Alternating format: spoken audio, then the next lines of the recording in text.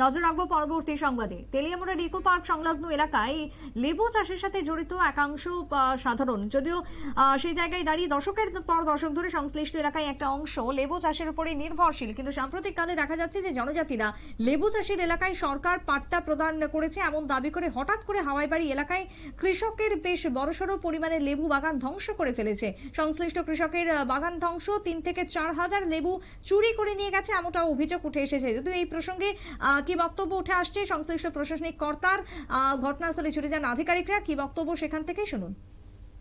তো আমি তো কোন জায়গায় এসেছি, আমি তো পার্কের অপোজিটে জাস্ট তারপরে আমাকে তাদের কাছে প্রপার ডকুমেন্টস চাইছি, কিন্তু প্রপার কোনো ডকুমেন্টস দেখাতে পারছে না। তারপরে আমার কাছে আজকে নিয়ে আইবো, আজকে অফিসে আইছে না, তারপরে আমি তাদের বাধা দিয়ে সরাই দিচ্ছি। কতজন এসেছিল? কতজন তো আমি দেখছি না, টোটালি 7-8 জন থাকবো। কোন এলাকার তারা? এলাকা তো জানি না কোন এলাকা, কিছু কইছে না না কিছু কিছু তারা কি কইছে? মানে কইছে তারা এই জায়গা পাট্টা পাইছে, কিন্তু তাদের কাছে আমি প্রপার ডকুমেন্টস। বর্তমানে ব্যাপক ক্ষতির সম্মুখীন ওই কৃষক, অন্যদিকে বন দপ্তরও ক্ষতি দেখছে পুরো বিষয়টি, এমনটাই জানা যাচ্ছে তেলিয়ামুড়া থেকে। এখনকার মতন সংবাদ এখানেই শেষ করব। পরবর্তী নিউজ আপডেটের জন্য চোখ রাখবেন শুধুমাত্র নিউজ ভ্যানগার্ডের পর্দায়। নমস্কার।